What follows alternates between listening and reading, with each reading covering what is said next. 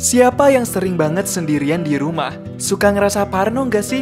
Gimana kalau tiba-tiba ada orang yang berniat jahatin kamu dan dia tahu kalau kamu lagi sendirian di rumah? Coba bayangin dulu seberapa ngeri cerita film ini. Kamu sendirian di rumah, rumah kamu di tengah hutan, kamu tuli alias nggak bisa mendengar. Bukan cuma itu, kamu juga nggak bisa bicara. Dan seseorang datang untuk membunuh kamu. Tapi orang itu nggak langsung ngebunuh, maunya bikin kamu ketakutan dan sengsara dulu. Lebih serem dari setan kan? Gak pakai lama, langsung aja kita simak alur cerita film Hush. Horor sunyi, tanpa suara, tapi penuh teror mencekam.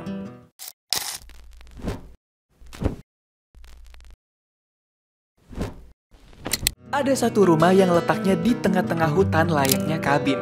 Rumah itu cukup luas karena cuma dihuni sama satu orang doang. Namanya Maddie Young. Diperankan oleh aktris Kate Siegel. Si Maddie ini pekerjaannya adalah penulis novel. Dia beneran hidup sendiri di rumahnya. Dan rumahnya tuh bener-bener sunyi banget. Maddie adalah seorang tunarungu atau tuli. Jadi dia nggak punya kemampuan untuk mendengar. Maddie menjadi tuli sejak umur 13 tahun akibat infeksi meningitis yang dideritanya. Gara-gara penyakit itu juga, Maddie mengalami kelumpuhan pita suara. Jadi dia nggak bisa bicara. Maddie ini hobi banget masak. Pas lagi asik masak, tiba-tiba ada tetangganya yang mau datang. Namanya Sarah. Si Sarah abis baca bukunya Maddie. Jadi dia pengen muji Maddie gitulah secara langsung karena suka banget sama bukunya Maddie. Pas mereka lagi berdua ngobrol, tiba-tiba aja nih ada bunyi alarm dari rumah Maddie. Pas dicek, rumah Maddie udah penuh asap dong. Ternyata masakan Maddie gosong karena ditinggal dan hampir aja kebakaran. Ini si Sarah emang ganggu orang lagi masak aja ya. Biasanya tetangga ngeribetin nih yang kayak gini.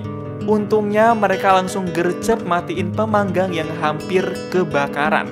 Anabul si Maddie aja sampai engap nih ke bawaan asap. BTW, Maddie juga pelihara kucing yang lumayan gemoy unyu-unyu gitu. Karena udah malam, Sarah pun pamitan buat pulang ke rumahnya. Habis Sarah pulang, Maddie dapet chat dari Craig, mantan pacarnya. Si mantan pacar bilang kalau dia memikirkan Maddie hari ini. Bau-bau buaya kecium nih. Udah mantan masih aja ngegombal. Karena ngerasa gabut, Maddie membuka laptopnya buat lanjutin nulis naskah novel dia selanjutnya. Pas lagi stuck mikir, Maddie malah kepikiran buat video call Craig. Duh, ternyata Maddie ini juga suka tarik ulur ya. Belum bisa move on kali dia. Sempat mencet tombol memanggil, tapi dimatiin lagi sama Maddie karena berubah pikiran. Beberapa detik kemudian si Craig video call, tapi Maddie malah nggak mau angkat dong. Oke, kita skip dulu bucin-bucinan nggak jelas ini ya guys. Lanjut lagi, karena nggak mau pegang HP dan ngehindarin video call dari mantan pacar, Maddie beres-beres dapur. Pas lagi berberes, tiba-tiba si Sarah tetangga ribet datang lagi nih. Kali ini Sarah datangnya sambil teriak-teriak minta tolong. Maddie tolong, Maddie lihat aku. Tapi si Maddie kan gak bisa denger ya. Dan dia masih fokus untuk beres-beres dapur. Si Sarah yang lagi di luar rumah Maddie tiba-tiba ditusuk punggungnya pakai anak panah. Habis itu, Sarah juga ditikam pisau berkali-kali. Sosok yang membunuh Sarah itu berparas laki-laki dan memakai topeng. Ini serem sekaligus gila banget sih. Orang dibunuh padahal gak ada salah apa-apa gitu. Bener-bener psikopat total sih ini.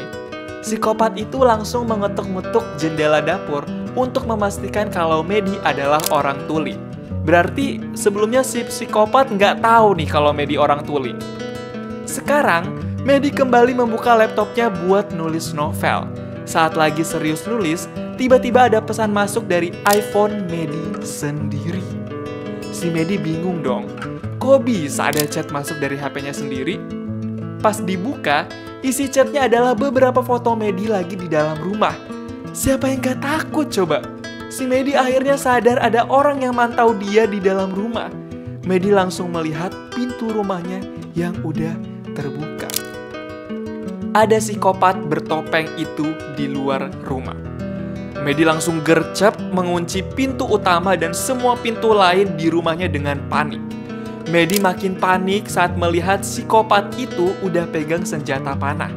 Medi langsung buka laptop buat telepon polisi. Tapi si psikopat udah lebih dulu matiin listrik rumah Medi. Gila banget kan? Sekarang Medi jadi gelap-gelapan di rumah dan gak punya koneksi internet nih. Karena kebingungan, Medi kepikiran buat nulis sesuatu di jendela rumahnya pakai cat agar si psikopat membaca tulisannya itu. Medi nulis, "Aku belum melihat wajahmu. Aku gak akan bilang siapa-siapa kok. Pacarnya sebentar lagi datang." Si psikopat yang melihat tulisan Medi itu langsung membuka topengnya di hadapan Medi. Mukanya sangar, tatapannya tuh tajam. Si psikopat itu bilang, "Serius deh Medi, kamu tuh bisa kembali dan tinggal bersamaku. Aku khawatir sama kamu. Aku bisa masuk kapanpun aku mau. Aku juga bisa menangkap kamu kapanpun. Tapi aku masih menunggu saat kamu berharap mati. Jadi, ayo kita seru-seruan." Gila kan? Kata-katanya psikopat banget kan? Tapi kok si psikopat itu kayak udah kenal ya sama Medi? Jadi dia sebenarnya siapa sih? Medi sempat mengambil benda tajam dan mengumpat untuk bersiap melawan psikopat itu. Namun, pas Medi lagi ngumpet di balik jendela, dia malah dibikin shock sama mayat Sarah. Si psikopat mengetuk-ngetuk jendela tempat Medi ngumpet dengan tangan dari mayatnya Sarah. Medi auto shock dan menangis karena tahu Sarah telah dibunuh sama psikopat. Dalam kesedihan dan ketakutannya, Medi keinget sesuatu. Medi lihat Sarah naruh HP di kantong celananya. Jadi, sekarang Medi mau berusaha ambil HP Sarah dan meminta bantuan lewat telepon. Tapi sebelum itu, Medi harus memancing psikopat dulu dengan menyembunyikan alarm mobilnya. Dengan penuh keberanian, dia mencoba membuka sedikit pintunya dan memencet tombol alarm mobil dari kunci yang dipegangnya. Alarm mobil berbunyi kencang. Sekarang Medi beraksi untuk mengambil HP Sarah di kantong celananya. Medi mencari-cari, gak ada nih, gak ketemu. Alarm mobil udah keburu dimatiin sama cowok psikopat. Si psikopat itu pun melihat Medi yang lagi berusaha cari HP Sarah. Langsung didatengin dan Medi berusaha menutup jendela. Tapi tangan si psikopat memegang bagian bawah jendela itu. Medi lari sebentar, lalu langsung menikam si psikopat dengan pisau. Setelah itu, Medi langsung menutup jendelanya. Medi selamat, tapi HP Sarah belum sempat diambil. Upaya Medi selanjutnya adalah kabur dan lari keluar rumah. Sempat mencobanya, tapi si psikopat berhasil melihat Medi dan menyiapkan senjata panah dengan cepat. Akhirnya, Medi kembali ke dalam rumah. Setelah itu, Medi juga sempat berupaya memancing psikopat dengan melempar lampu terang ke tengah hutan dari genteng rumahnya. Tapi, pas Medi baru pengen turun dari genteng, si psikopat udah muncul lagi nih. Malahan sekarang berhasil menusuk paha Medi dengan anak panahnya itu. Di sini kasihan banget dah si Medi. Tapi pas psikopat mencoba mengejar Medi, si Medi berhasil menendang psikopat dari genteng dan mengambil senjata panahnya itu. Dengan kaki yang udah agak pincang, Medi berusaha masuk lagi ke dalam rumah lewat jendela. Psikopat itu mengejarnya, tapi untungnya Medi berhasil masuk dan mengunci jendelanya. Setelah berhasil masuk, Medi langsung mengobati luka di pahanya dan mengikatnya dengan kain. Saat Medi sibuk memikirkan apa yang harus dilakukannya sembari menahan kesakitan pada lukanya, tiba-tiba pacar Sarah alias John datang ke rumah Medi. Pacarnya itu mencari Sarah karena nggak ada di rumah. Padahal mah ya udah mati. Suara pacar Sarah kedengeran dong sama si psikopat. Sekarang si psikopat pura-pura jadi polisi lagi. Dia berakting seolah-olah dapat panggilan ke rumah Medi dan ingin pinjam HP-nya John buat meminta bantuan polisi lain.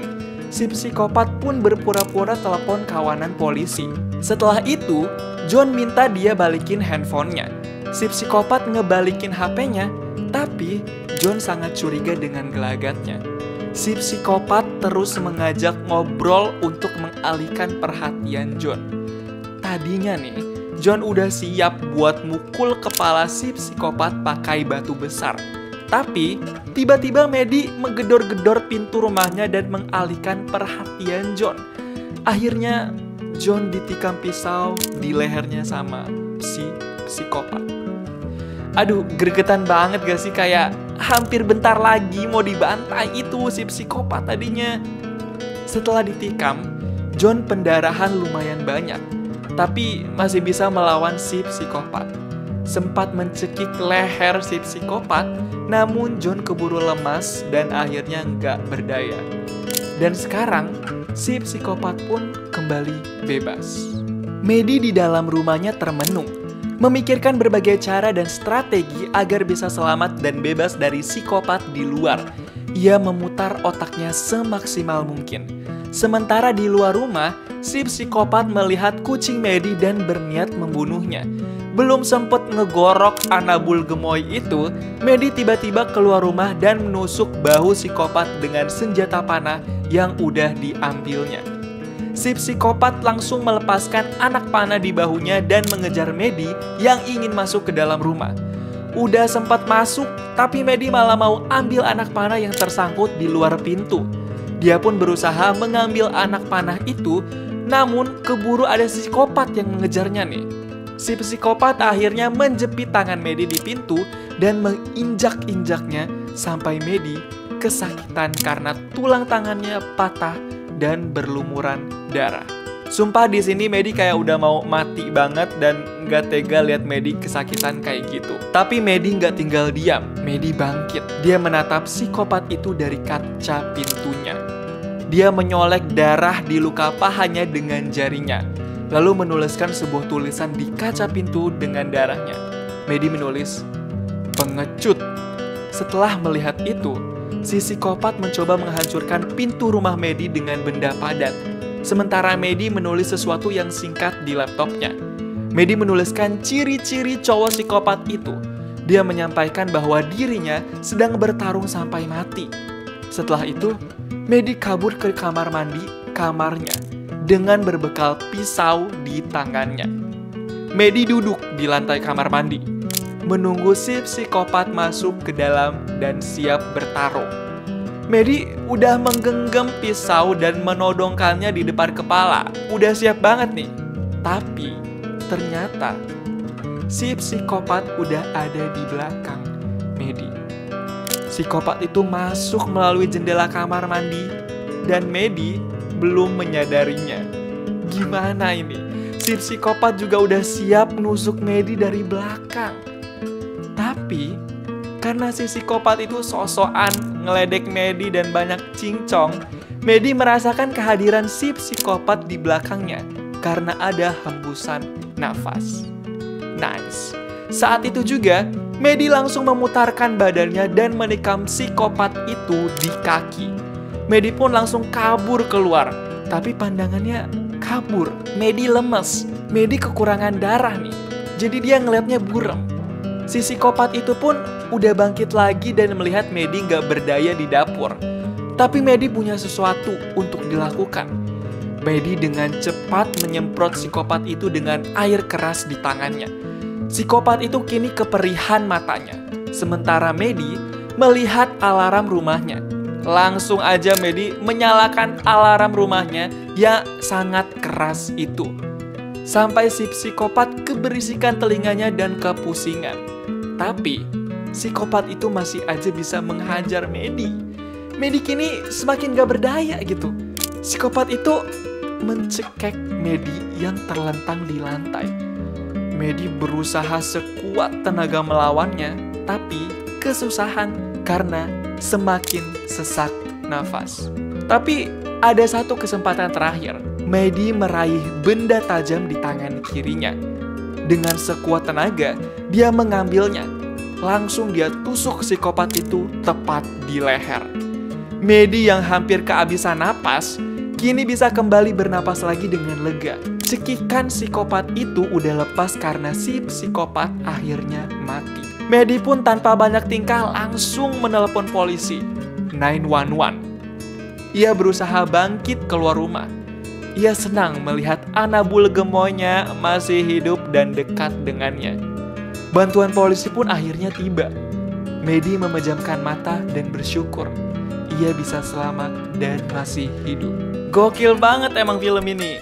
Diajak duel sama psikopat dong, tapi bisa menang dan selamat. Padahal cewek ini tuli gitu, nggak bisa denger. Gimana pendapat kamu tentang film Hush ini? Coba tulis di kolom komentar dan kasih tahu kamu mau diceritain alur film apa selanjutnya.